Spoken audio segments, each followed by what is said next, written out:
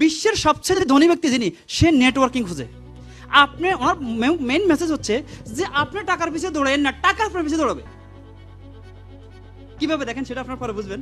এখন দেখেন তাহলে এটা হচ্ছে কি যে আমরা যদি আজকে মাইন্ড সেট করে থাকি যে আমার বাবা যেভাবে করছে 20 বছর 25 বছর আমিও করব, আমার সন্তানও করবে, তাহলে আপনি চাকরি করেন।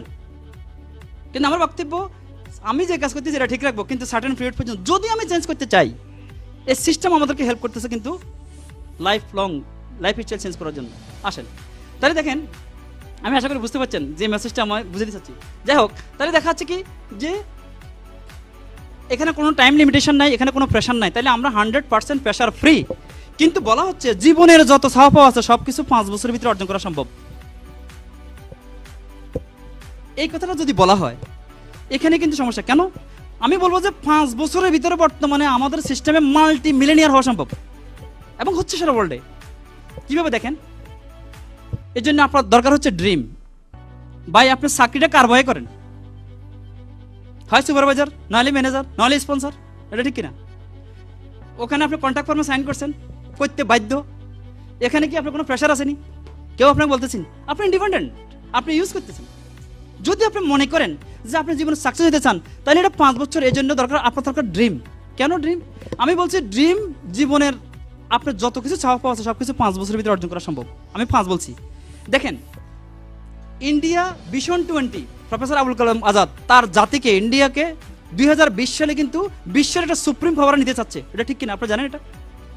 আমাদের হচ্ছে ডিজিটাল বাংলাদেশ কত সালে? 2021 সাল। আমার প্রশ্ন, 2021 সাল যেদিন, সেদিন কি পারবে সে ওই পর্যায়ে পৌঁছতে, নাকি এখন থেকে কার্যক্রম শুরু করতে হবে? 2020 সাল যেদিন, সেদিন কি পারবে সুপ্রিম পাওয়ার নিতে?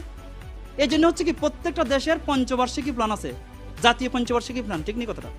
হ্যাঁ প্লিজ এখানে দেখেন।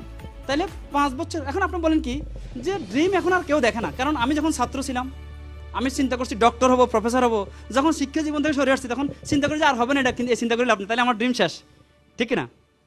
আবার যখন বিদেশে আসবো, বিদেশে আসার আগের দিন পর্যন্ত এত ড্রিমিং ছিলাম, মাত্র 2 বছর বা 5 বছর ইনকাম করবো, আসি বড় বড় ব্যবসা করবো। কিন্তু 2 বছর পরে আসি দেখা যাচ্ছে 20 বছরও যাওয়া সম্ভব না। এটা ঠিক, কিন্তু বাস্তব কিন্তু এগুলি। এখন দেখেন কেন এটা, সেটা হচ্ছে এটা দেখেন যে এই যে 5 বছর, এই যে 2 বছর আমরা বলতেছি, আসে কিন্তু অল্প সময় নিয়ে, কিন্তু যাইতে পারছি না কেন? অনেক বাংলাদেশের মানুষ আমরা একজনে ইনকাম করি 10 জন ভোগ করে, বেশিরভাগ লোক কিন্তু আমরা এইভাবেই।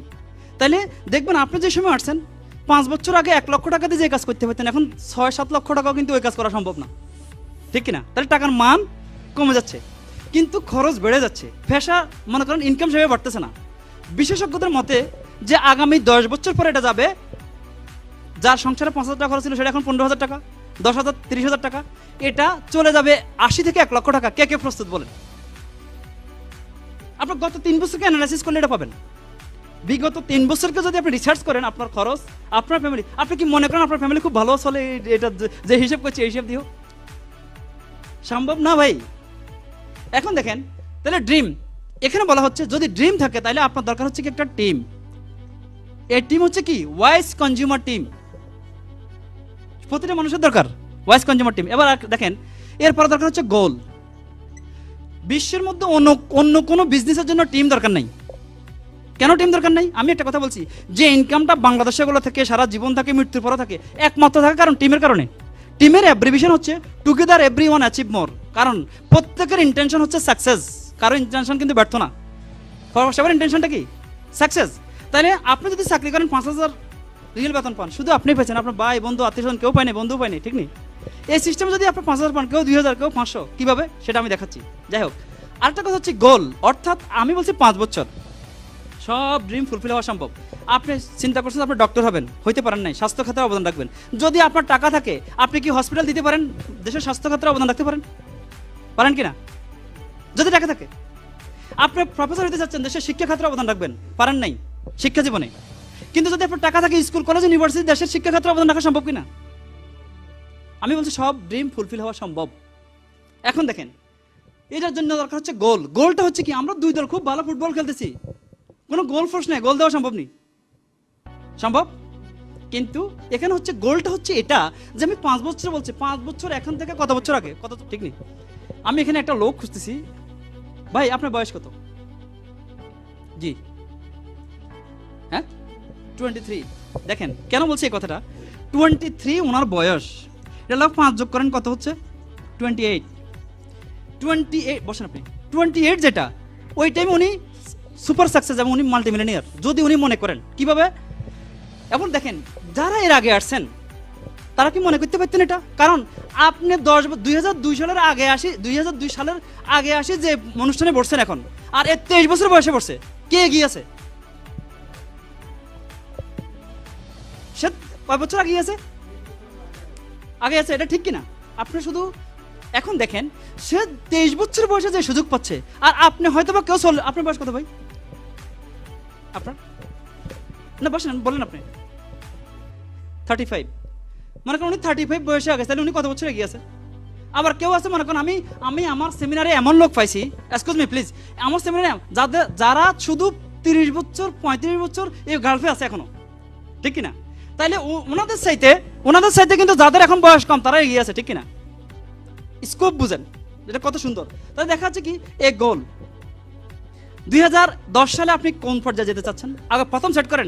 5 বছর পর আপনার সামাজিক স্ট্যাটাস কোথায়, কতটা দেশ ভ্রমণ করতে চান, কোথায় যেতে চান, এটা সেট করেন। বলছি যেই সময়টা আপনার বিকাল 4টার পরে ফ্রি বা কেউ 7টার পরে ফ্রি, শুক্রবার ফ্রি, আপনাদের সময়গুলি এখন টেলিভিশনে যাচ্ছে, আপনাদের সময়গুলি বাঙালি মার্কেটে যাচ্ছে, আপনাদের সময়গুলি গল্প করতে যাচ্ছে। এটা অনুৎপাদন ক্ষেত্রে সময় ব্যয় করতেছেন, উৎপাদনশীল খাতে নয়।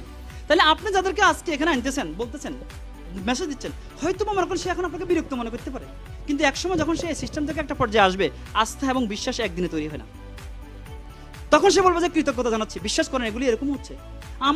আমি যাদেরকে এটার সাথে সম্পৃক্ত করছি এরা টিম ছিল, এরা মনে করেন মানে শিক্ষিত লোকরা এখানে আনা সম্ভব না, কারণ খুব কঠিন ছিল।